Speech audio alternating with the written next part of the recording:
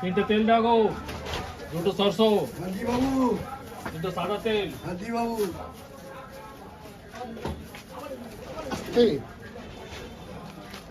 চাল গুঁড়ি 500। চালগুড়ি 500, চাল 500 দিয়ে দাও, চাল গুড়ি, চাল গুড়ি বিক্রি করে। বিঞ্চিদা ওই সোনামুখ ডাল দাও তো ওই 500। হ্যাঁ কাকু ভাই বলুন। একটু দেখুন তো। এই সোনা মুদ্রাটা ফ্রি আছে, বিকালে দিলে হবে না? বিকালে দিয়ে দেবো কখন? সন্ধ্যাবেলায় গিয়ে আমি আপনার বাড়িতে দিয়ে আসবো। এই দেখো ছেলে মেয়েগুলো বললো আজকে ওই নতুন আলু ফুলকপি কড়াইশুটি দিয়ে এই খিচুড়ি খাবে মুগ ডালের। সন্ধ্যাবেলায় আমি নিজে গিয়ে আপনার বাড়িতে দিয়ে আসবো। আচ্ছা তুমি একটা মোবাইল রাখতে পারো তো, একটা ফোন করে দিলে আমি এসে নিয়ে যেতে পারি। না দাদা, ও ঝামেলার অ্যাক্সেস। একজন তো হাতে মোবাইল পেলে পাগল হয়ে যায়, ঘন্টার পর ঘন্টা কথা বলে চলেছে। আমার কাজকর্ম সব মাথায় উঠে যাবে। এই নিন। তা ঠিক বলেছো, এই যখন পরীক্ষার খাতা দেখি না তখন ফোন এলে এমন অসুবিধা হয় কি বলবো তোমার। তাহলে চলি, তুমি দিয়ে আসবে তো? হ্যাঁ, ঠিক আছে আমি ঠিক আছে সন্ধ্যাবেলায় ঠিক গিয়ে আছে ঠিক আছে।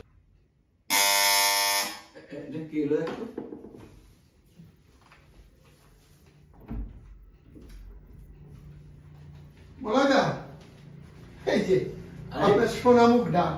ভালো সময় এসেছো, চা হচ্ছে, বসো। এই বৃষ্টিটাকে একবার চা দিও।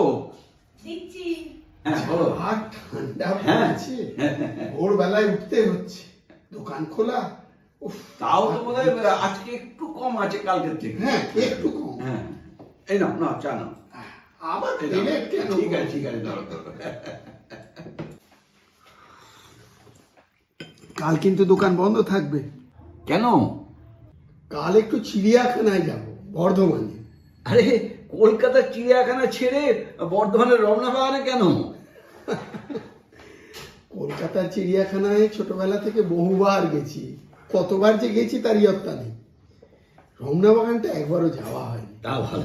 কিরে পকায়, তোর তো স্কুল ছুটি, কাল যাবি নাকি আমার সঙ্গে রমনা বাগানে? হ্যাঁ, খুব মজা হবে বাবা, যাবো আমি।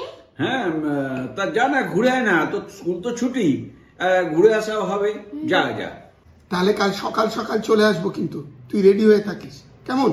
মলাদা, আজ উঠি তাহলে। হ্যাঁ হ্যাঁ হ্যাঁ এই রেডি হয়ে থাকবি। হ্যাঁ। তোমার কি আক্কেল, পকাই একা যাবে? আরে একা কোথায়, বিরিঞ্চিতে যাবেন তো। ওই খ্যাপাটে মানুষ, ওর সঙ্গে কি ছাড়া যায়? আমি কি হ্যাবলা ক্যাবলা? না, তুমি মহা ওস্তাদ। হ্যাবলা হলে চিন্তা ছিল না, বেশি ওস্তাদ বলেই মুশকিল। ভাই, আমার জন্য সীতাভোগ মিহিদান আনবি কিন্তু। হ্যাঁ হ্যাঁ আনবো খান। হ্যাঁ ঠিক আছে, আমি 600 টাকা দিয়ে দেবো, গাড়ি ভাড়া খাওয়া দাওয়া মিষ্টি কিনবি ওই টাকা দিয়ে, কেমন? হ্যাঁ ঠিক আছে। এদিকে কোথায়? মাকে একটু দর্শন করে যায়। ও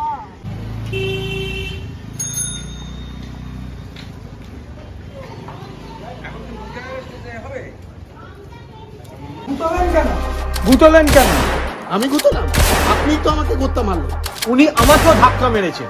আমি ইচ্ছা করে আপনাকে ধাক্কা মারিনি, উনি আমাকে ধাক্কা দিয়েছেন, তাই আমি আপনার ঘাড়ে উঠে পড়ে গেছি। বললেই হলো আমি ধাক্কা মেরেছি। এটা তো মন্দির, এটা শান্তির। মায়ের কাছে আসবেন, মায়ের কাছে প্রার্থনা করতে, কেন ঝগড়া করতে এসেছেন? আপনাদের কি আক্কেল কোনো কিছু বুদ্ধিবিদ্যা নেই? মায়ের কাছে প্রার্থনা করবেন, মায়ের কাছে শান্তি চাইবেন, না আপনারা ঝগড়া করছেন? মা গো, উফ বাবা গো। মায়ের মন্দিরে এসে বাবা বলতে নেই, তারকেশ্বরে গিয়ে বলতে হয়। আর পা মারালে কি বলতে হয়? পা মারিয়েছে বুঝি? কে?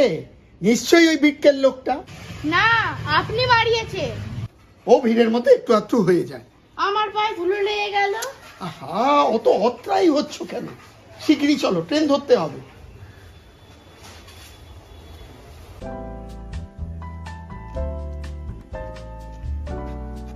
এত আস্তে হাঁটলে হবে? ট্রেন ফেল হয়ে যাবে যে। জাজর পা মারিয়েছেন, পা টনটন করছে, তার উপর জুতোটা আঁট, পায়ে ফসকা পড়ে যাচ্ছে।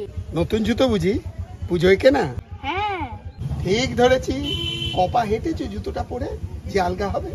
তোমরা এ যুগের ছেলে পুলে টোটো অটো রিক্সা ছাড়া চলতে জানো না।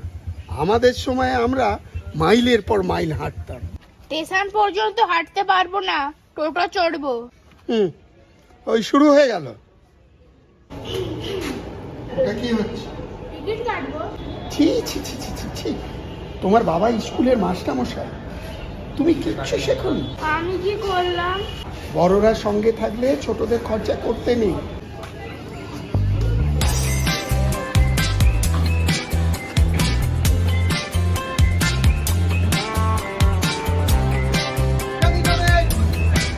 আর 950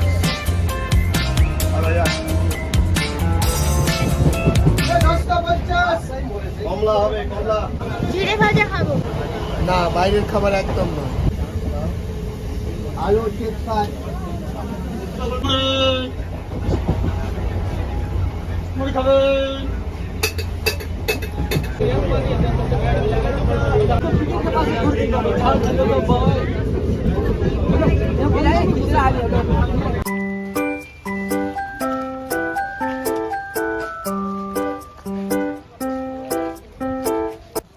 দেখো সুন্দর, দেখো হ্যাঁ, দেখো কত পাখি, কত চলো সুন্দর। ওদিকটাই যাই। হ্যাঁ, চলো।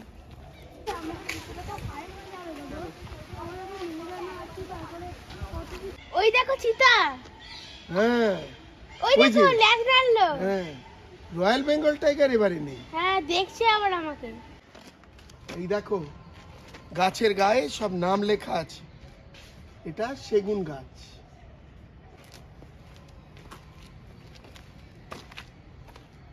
এসো, এদিকে এসো, এদিকে এসো।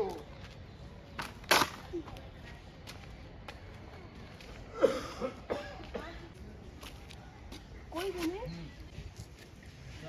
কুমিরটা থাকলে ভালো হতো। ওহ, বড্ড রোদ, গরম লাগছে, জামাটা খুলে দিই। খুলে দাও, খুলে দাও। এখানে জন্তু জানোয়ার বলতে তেমন কিছু নেই। হ্যাঁ, কি চিতাবাঘটা দারুণ ছিল। হ্যাঁ, হ্যাঁ খুলে এটা ব্যাগে ঢুকিয়ে নেবে। হ্যাঁ হ্যাঁ, দেখলে কি সুন্দর হাওয়া দিচ্ছে। চলো ওদিকটা ঘুরে ঘুরে হ্যাঁ হ্যাঁ, দেখি। তাই চলো। উলালা উলালা। ওকাই, হ্যাঁ, এই কুমিরটাকে দেখবে। ওরে বাবা। ওই যে কুমিরটা দেখছো, হুম, ও এখন ঘুমোচ্ছে। ও যদি হাঁ করে না, একটা আস্ত গরু গপাত করে গিলে ফেলতে পারে। আমার বড্ড পা ব্যথা করছে, একটু বসি। ওহ, এই এক হয়েছে তোমার। খেলাধুলো কিচ্ছু নেই, হয় বই মুখে না হলে মোবাইল চোখে। চলো।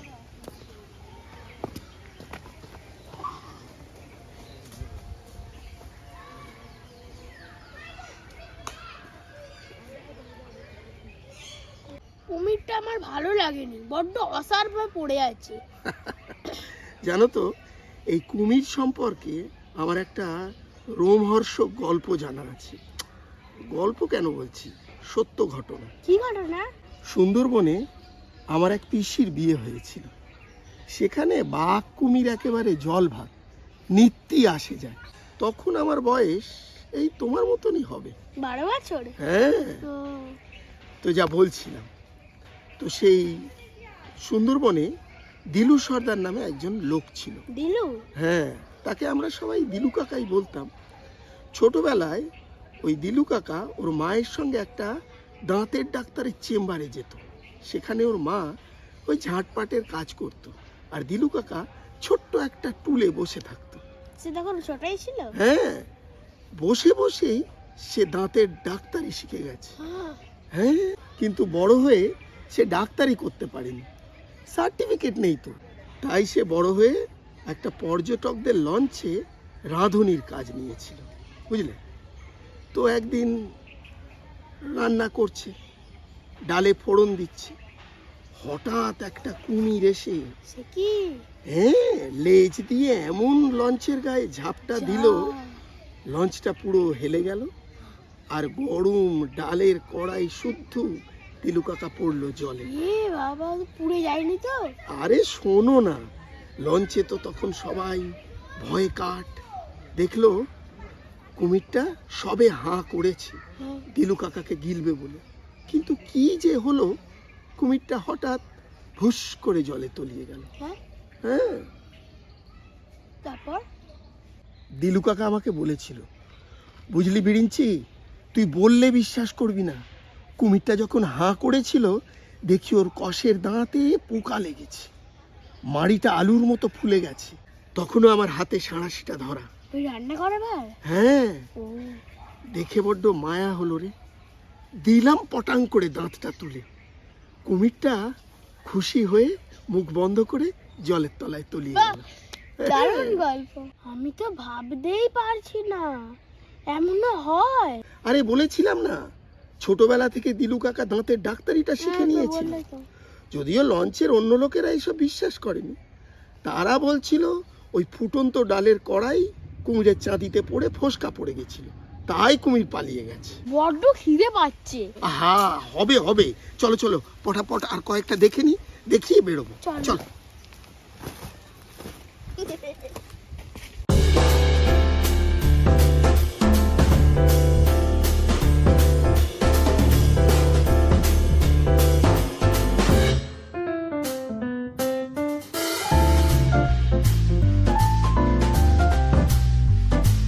সব দেখা হয়ে গেছে, এবার একটু বিশ্রাম নিয়ে বেরিয়ে যাবো। চল।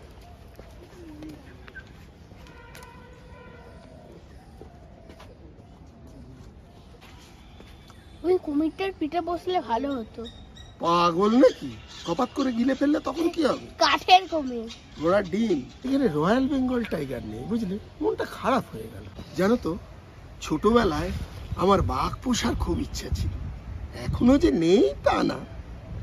ভাবো তো, তুমি ছাদে হাঁটছো, বাগানে ঘুরে বেড়াচ্ছ, তোমার পায়ে পায়ে বাঘও ঘুরে বেড়াচ্ছে। বাঘ পুষলে তো এতদিন আপনাকে খেয়ে নিত। একেবারে ভুল ধারণা, বাঘ দারুণ পোষ মানে। তাছাড়া আমি শুনেছি বিদেশে কুকুরেরা তো এখন নাশপাতি, আপেল এসবও খাচ্ছে। সবই অভ্যেস, বুঝলে? অভ্যেস। এই যে আমাদের পাড়ার নেংটি, পোলতে, বুলু কুকুরেরা মাংসের ছাড় ছাড়া ভাত খায় না। যদি ছোটবেলা থেকে ওদের ঝিঙে পোস্ত দিয়ে ভাত খাওয়ানো অভ্যেস করা হতো, তাহলে ওর ওটা দিয়েই ভাত খেত। ঝিঙে পোস্ত? খিদে পাচ্ছে। তারপর ধরো না, বেড়াল তো বাঘের মাসি। বেড়াল দুধ দই ছাড়া ভাত খায় না। না। এই বাঘও যদি দুধ দই পেত, তাহলে ওরাও ভাত খেত তাই দিয়ে। কিন্তু সুন্দরবনের জঙ্গলে দুধ দই এগুলো পাবে কোথা থেকে? সেটাই তো মুশকিল। তাই তো ওদের অভ্যেস হয়ে গেছে, ওরা মাংসাশী প্রাণী হয়ে গেছে। কেন? সুন্দরবনে ঘাস আছে তো। ঠাট্টা করছো? বাঘ যে তৃণভোজী প্রাণী নয় সেটা আমি খুব ভালো করে জানি। আমি কিন্তু বাইরে বেরিয়ে কচুরি খাবো। না না, একেবারে না, বাইরের খাবার একদম না। চলো, আমি কলা বিস্কুট কিনে দেবো। কিচ্ছু হয় না খেলে। আমি দার্জিলিং এ যাবার পথে মোমো খেয়েছিলাম। ও, দার্জিলিং গেছিলে তাই না?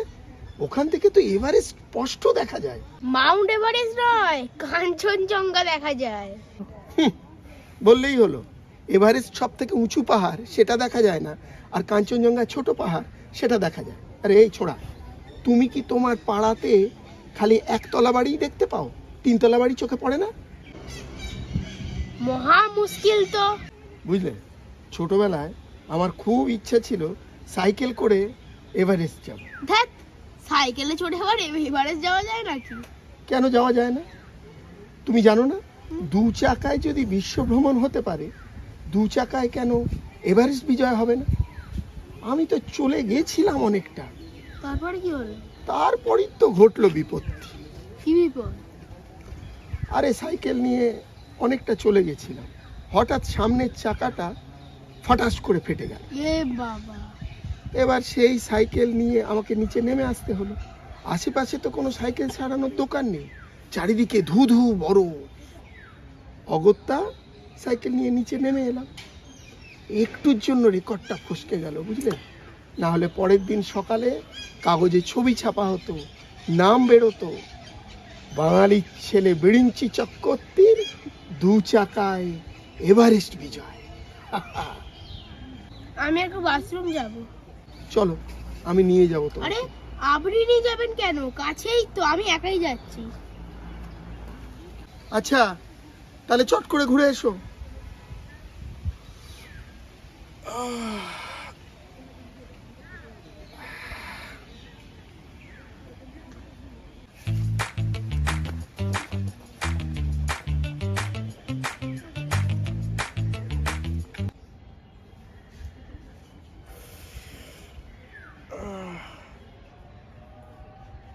দেখি কোথায় গেল ছেলেটা?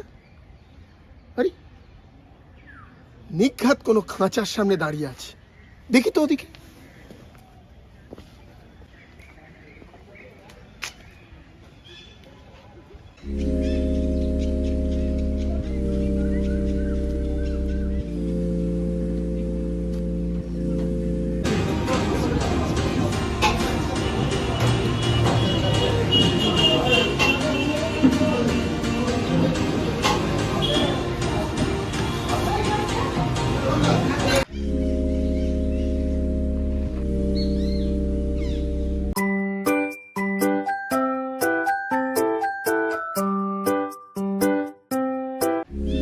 কোথায় গেল ছেলেটা?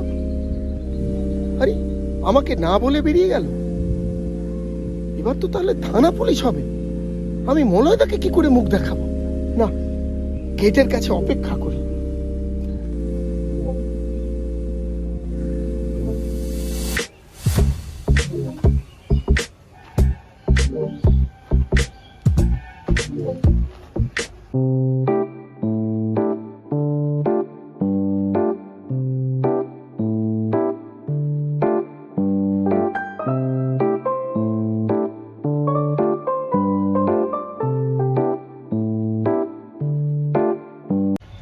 কোথায় গিয়েছিলে আমাকে না বলে? আমি কোথাও যাইনি, দুটো ছেলে ধরা আমাকে ধরে নিয়ে গেছিল। হ্যাঁ, বলো কি? যে আমি বাথরুম থেকে বেরিয়েছি, দুটো ছেলে ধরে আমার মুখে রুমাল চাপা দিয়ে ধরে নিয়ে গেল। ব্যাস, আর আমার কিচ্ছু মনে নেই। হ্যাঁ, তারপর? যখন জ্ঞান ফিরলো তখন দেখি বাবা যে 600 টাকা দিয়েছিল নিয়ে নিয়েছে। তোমার হাতে এই বাক্সটা কিসে? ওই তো ছেলে ধরা দুটো আমার টাকা দিয়ে সীতাভোগ আর মিহিদানা কিনেছিল। তারপর বলছিল চল একে দুবাইতে বিক্রি করে দিই। তখন দেখি একটা পুলিশের গাড়ি আসছিল, সেই দেখে ওরা পই পই করে পালিয়ে গেছিল। আর আমি সেই সঙ্গে এই সীতাভোগ আর মিহিদানার বাস্ক নিয়ে ছুট। বটে, 1 ঘন্টার মধ্যে এত কিছু হয়ে গেল। ছেলে ধরা আমাকে ধরে নিয়ে গেলে কি ভালোই না হতো। দিনের আলোয় অপহরণ, বাঙালির হোকা পকাই নিখোঁজ, কাগজে আমার ছবি ছাপা হতো, নাম বেরাতো। ইস, একটুর জন্য রেকর্ডটা ফসকে গেল। ডেপমি হচ্ছে। চলো তোমার বাবাকে রিপোর্ট করবো।